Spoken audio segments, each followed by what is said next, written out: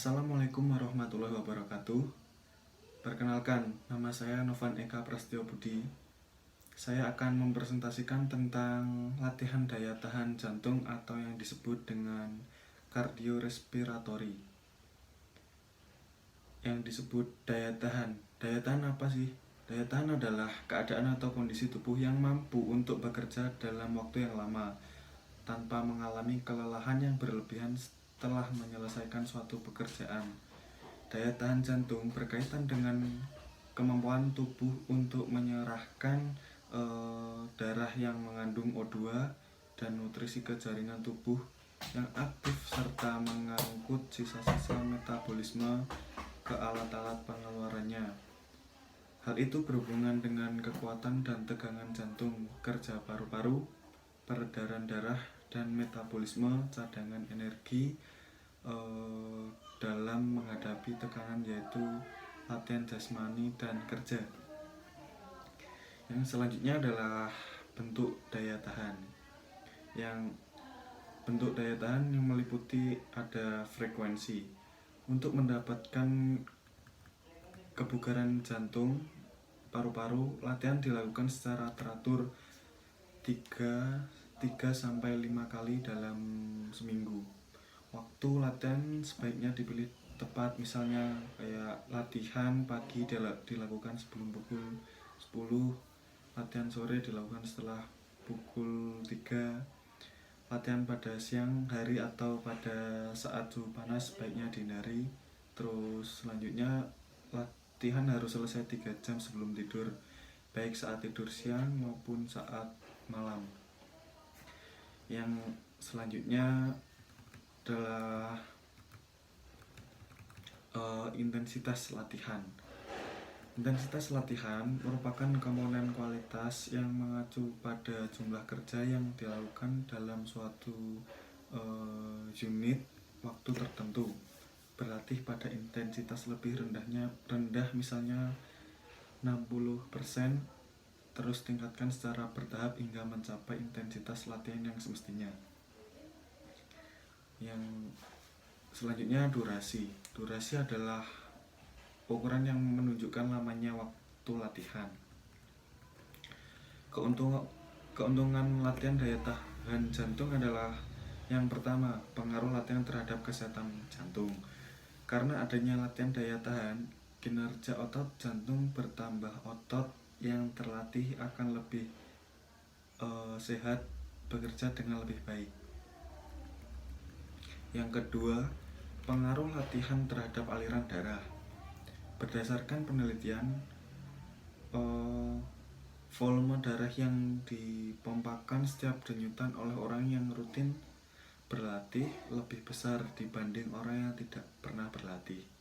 Yang ketiga, pengaruh latihan terhadap denyut jantung. Individu yang berlatih mempunyai denyut jantung yang lebih cepat dan stabil dibanding orang yang tidak pernah berlatih. Yang selanjutnya, yang keempat, pengaruh latihan terhadap pernapasan. Orang yang rutin berlatih bernapas 6-8 kali per menit, sedangkan pada orang yang tidak berlatih bernapas 18-20 kali per menit. Ini menunjukkan bahwa oksigen yang dibawa dalam setiap pengambilan napas orang yang rajin berlatih lebih banyak dibanding orang yang tidak berlatih. Yang selanjutnya kelima, pengaruh latihan terhadap sistem otot. Beberapa keuntungan dari latihan otot yaitu yang pertama, sarkoma dan serabut otot menjadi lebih tebal dan kuat. Yang kedua, ukuran otot bertambah. Yang ketiga, kekuatan otot meningkat. Yang keempat, daya tahan otot meningkat.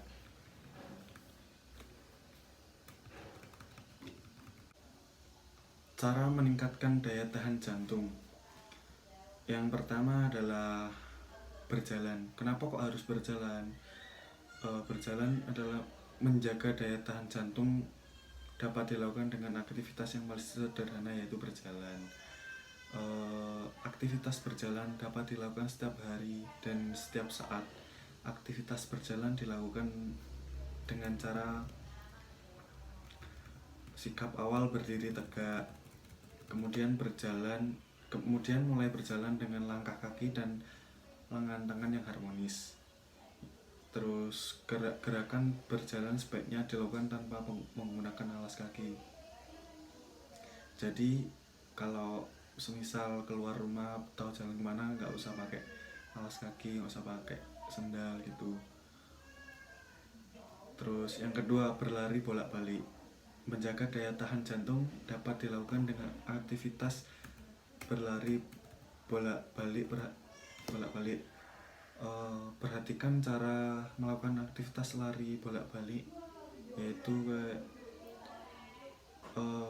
buatlah dua daerah atau dua titik A dan B dengan jarak 10 meter.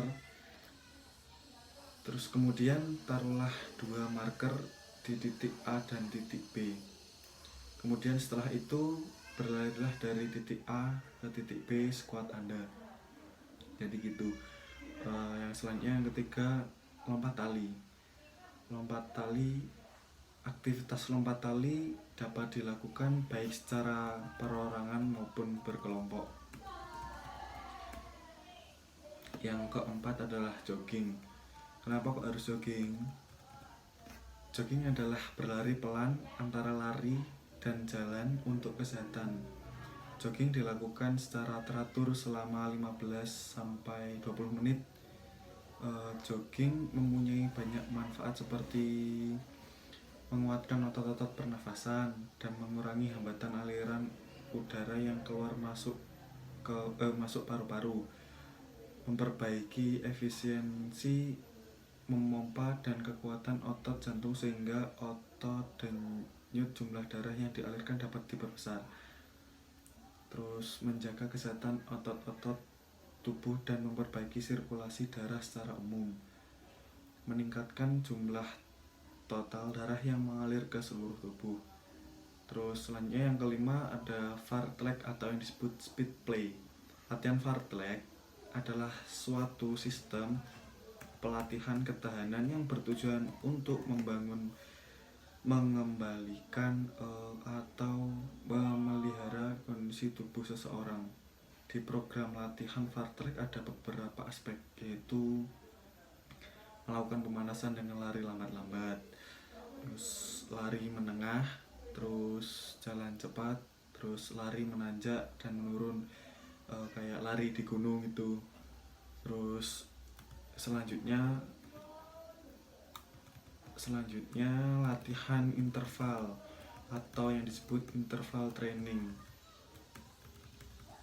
Latihan interval adalah suatu sistem atau metode latihan yang diselingi oleh interval-interval yang berupa masa-masa istirahat untuk menghadapi latihan berikutnya.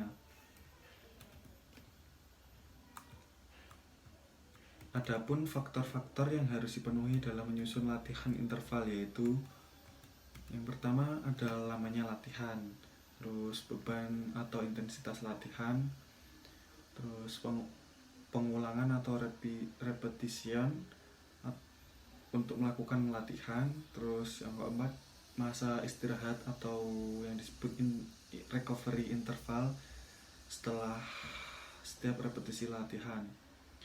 Yang selanjutnya ada latihan di sirkuit atau sirkuit training. Latihan di sirkuit dirancang untuk mengembangkan kapasitas paru-paru serta mengembangkan kekuatan otot. Sirkuit training adalah bentuk latihan yang terdiri dari atas beberapa pos atau station latihan yang dilakukan secara berurutan dari pos 1 sampai pos terakhir. Jumlah pos antara 8 sampai 16. Istirahat dilakukan pada jeda antara pos 1 dan yang lainnya. Yang terakhir ada lari jarak jauh atau long running. Lari jarak jauh sebaiknya dilakukan di tempat yang suasana alamnya masih alami sehingga udaranya masih sedikit. Untuk menjaga keselamatan saat melakukan latihan daya tahan jantung, Anda harus memperhatikan hal berikut, kayak yang satu, melakukan pemanasan terlebih dahulu untuk menghindari terjadinya cedera saat berlatih. Yang kedua, carilah tempat yang rata dan tidak banyak berbatu atau berkerikil. Terus mungkin itu sekian yang bisa saya sampaikan, kurang lebihnya mohon maaf. Wassalamualaikum warahmatullahi wabarakatuh.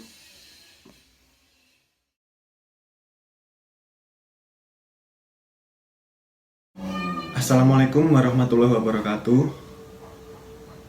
Perkenalkan, nama saya Novan Eka Prasyo Budi. Saya di sini akan mempresentasikan latihan kekuatan. Latihan kekuatan adalah suatu jenis latihan tubuh yang bertujuan untuk meningkatkan kekuatan fisik. Kekuatan yang dilatih dibagi menjadi dua, yaitu kekuatan absolut dan kekuatan relatif. Latihan kekuatan bermanfaat untuk membangun otot, membakar lemak, meningkatkan kesehatan, dan memperkuat karakter. Menurut Giles Beodin pada tahun 2014 menyatakan bahwa latihan kekuatan bermanfaat untuk menghambat penuaan, memperbaiki kemampuan otak, mengaktifkan lebih banyak gen, dan mengembalikan hormon yang hilang pada pria. Prinsip dasar. Terdapat banyak metode dalam latihan kekuatan. Meskipun demikian, ada 4 prinsip dasar yang harus diperhatikan. Yang pertama, memilih jenis latihan yang sesuai. Frekuensi latihan. Yang ketiga, banyaknya set dalam suatu latihan. Yang keempat, banyaknya repetisi dalam suatu set.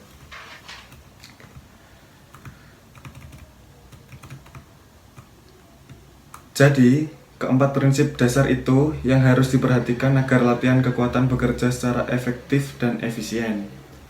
Yang selanjutnya adalah manfaat yang diperoleh dari latihan kekuatan.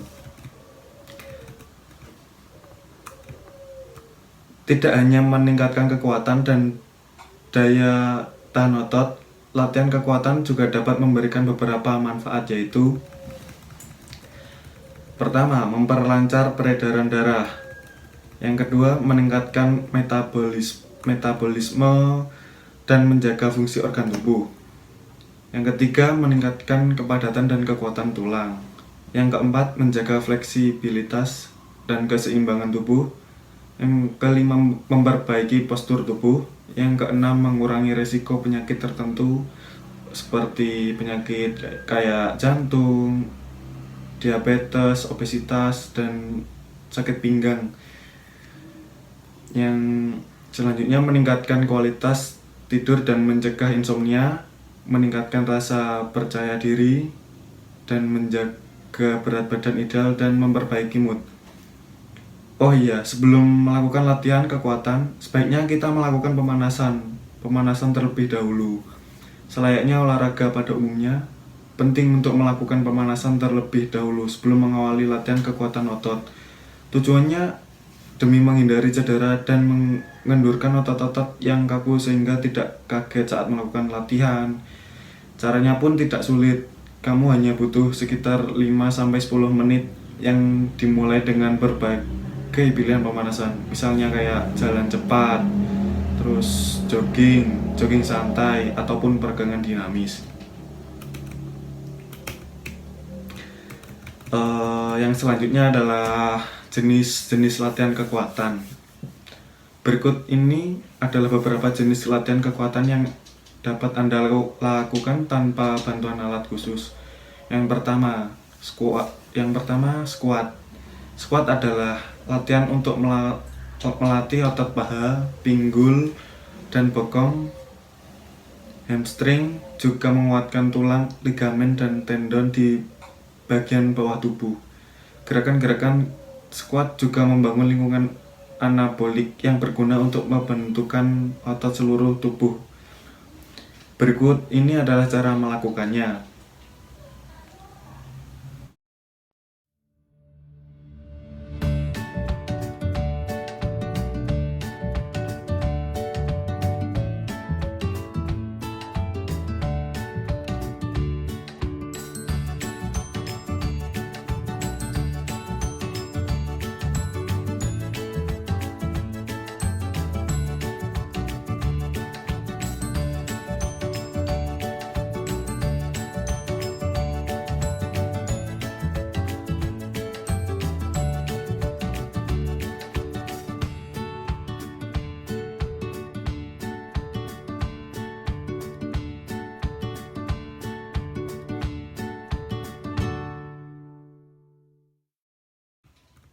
Yang selanjutnya yaitu plank.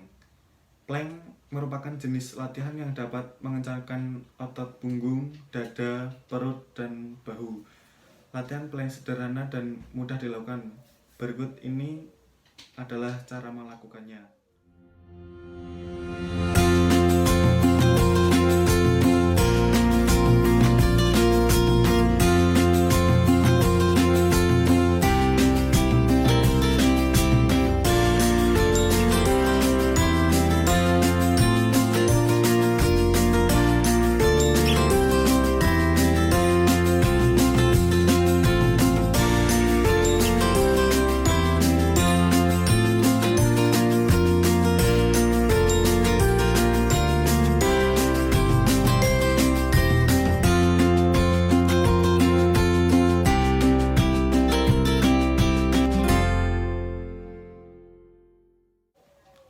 Yang selanjutnya adalah push up. Push up merupakan jenis latihan kekuatan yang bisa Anda lakukan di rumah tanpa memerlukan alat bantu. Latihan ini memanfaatkan beban tubuh untuk memperkuat otot dada, lengan, bahu, dan perut. Selain itu, push up juga baik untuk memelihara kesehatan jantung. Berikut cara melakukannya.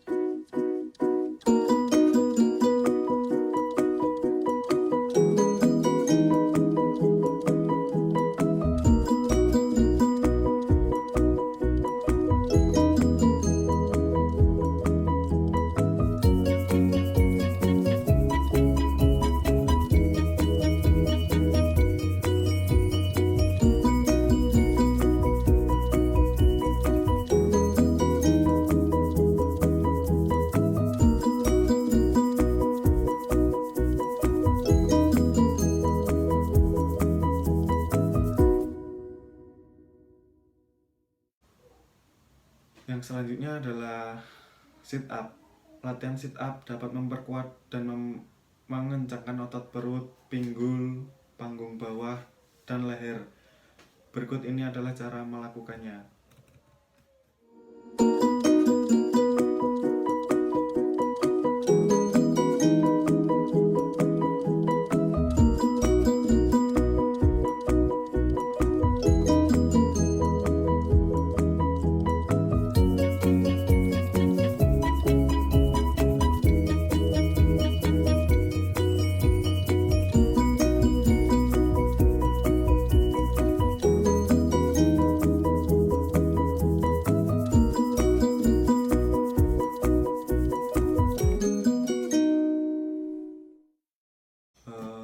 Sekian dari saya.